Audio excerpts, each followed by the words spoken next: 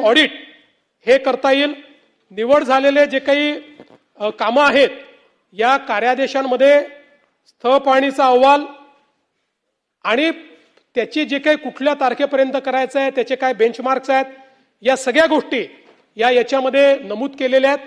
त्यामुळे रेडीली त्या ठिकाणी आयुक्त आणि महापौर आणि सगळ्या प्रशासनाला त्या संदर्भातली सगळी माहिती मिळेल की कुठलं काम चाललेलं आहे, ते किती दिवसात पूर्ण करायचं आहे, त्याचे टप्पे काय आहेत, त्याच्यावर काय एस्टिमेट दिलेला आहे, त्या ठिकाणी किती कामगार ठेवले पाहिजेत, अशा सगळ्या गोष्टी या ठिकाणी केल्या आहेत। एकच उदाहरण देतो। आपल्याला माहिती आहे की मुंबईकरांची पाण्यासाठीची जी गरज आहे ती 4665 दशलक्ष लिटर आहे। सध्या प्रतिदिन पाणी पुरवठा 4100 दशलक्ष लिटर होतो। म्हणजे दर दिवसाची तफावत ही 565 दशलक्ष लिटरची आहे। आणि म्हणून काही वेगवेगळे प्रकल्प आपण हातामध्ये घेतले। त्यातला गारगाईचा प्रकल्प हा सगळ्यात सोपा प्रकल्प होता, पण अनेक वर्षापासून त्याला फॉरेस्टची मान्यता मिळत नव्हती। जवळपास 3 वेळा फॉरेस्टने ती मान्यता रद्द केली। इथनं ग्रेडियंटनी पाणी मुंबईला मिळणाऱ्या जवळपास 500 दशलक्ष लिटर प्रतिदिन आपण त्यातनं मार्ग काढला आणि फॉरेस्टशी चर्चा करून याला फॉरेस्टची मंजुरी मिळवली, याचं टेंडर देखील केलं। आणि मी महानगरपालिकेचं अभिनंदन करेन की महानगरपालिकेने वाटाघाटीच्या माध्यमातून जे काही टेंडर आलं होतं ते टेंडर त्या ठिकाणी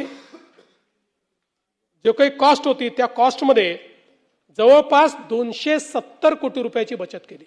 270 करोड 270 कोटी रुपयाची बचत त्याच्यामध्ये केली आणि 2029 मे पर्यंत हे काम पूर्ण होणार आहे आणि मुंबईला 500 MLD पाणी अधिकचं मिळणार आहे। यासोबत आपल्याला कल्पना आहे, आता पाऊस आल्यामुळे थोडा जीवात जीव आला, तर मुंबईच्या पाणी पुरवठा करणारी जी धरणं होती यात 10% देखील पाणी राहिलं नव्हतं आणि म्हणून निसर्गाचं चक्र बदललेलं आहे। या बदललेल्या चक्रामध्ये आपल्याला कधी अशा इव्हेंटला सामोरं जावं लागेल हे सांगता येत नाही। आणि म्हणून डिसॅलिनेशन यामध्ये मनोरीला 400 दशलक्ष लिटरचं डिसॅलिनेशनचं काम या ठिकाणी दिलेलं आहे, ज्यामध्ये पहिला टप्पा 2029, दुसरा टप्पा 2030 मध्ये पूर्णत्वास येईल। वर्सोवामध्ये 200 दशलक्ष लिटरचं डिसॅलिनेशन निक्षारीकरणाचा प्रकल्प आहे।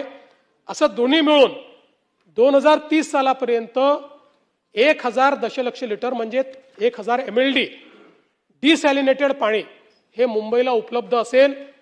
म्हणजे अशा प्रकारच्या एखाद्या इव्हेंटमध्ये जर आपल्याला त्या ठिकाणी पाणी कमी पडलं किंवा धरणं भरली नाहीत तरी मुंबईमध्ये अडचण येणार नाही असा प्रयत्न आहे। मुंबईमध्ये ब्रिटिशांच्या काळापासून 3 महासंतुलन जलाशय आणि 27 सेवा जलाशय उपलब्ध आहेत। आता त्यातल्या 2 जलाशयांचं नव्याने काम हे त्या ठिकाणी करण्यात येत आहे, काही जलकुंभांचं काम करण्यात येत आहे। त्यामुळे एकूणच जी मुंबईची पाणी पुरवठा सिस्टीम आहे हिचं रिवॅम्पिंग करण्याचं काम हे मोठ्या प्रमाणात चाललेलं आहे।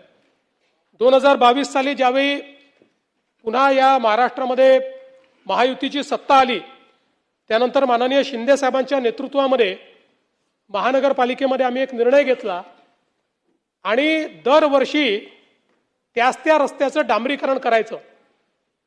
आम्ही नागपूरमध्ये प्रयोग केला आणि नागपूरमध्ये जे रस्ते कॉन्क्रीटचे केले 40 वर्ष झाले, आता 30 वर्ष झाले। पहिला ज्यावेळेस मी महापौर होतो त्यावेळेस जे रस्ते केले तेव्हापासून आम्ही जवळपास आता 60% 70% रस्ते कॉन्क्रीटचे केले।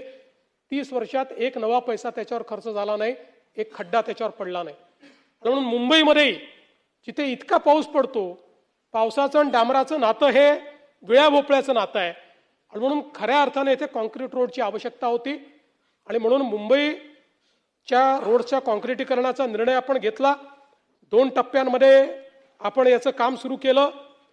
जवळपास रस्त्यांची लांबी ही 2050 किलोमीटर आहे, त्यापैकी 1200 किलोमीटरचं काम हे पूर्वी त्या ठिकाणी पूर्ण झालं होतं आणि जवळपास आता नव्याने आपण 575 किलोमीटरचं काम पूर्ण केलं आणि 138 किलोमीटरचं काम सुरू आहे। म्हणजे जवळपास हा प्रकल्प पूर्ण झाल्यानंतर 1200 किलोमीटर पैकी 1913 किलोमीटर लोकशाही मराठी ऐका, पहा, जागरूक रहा.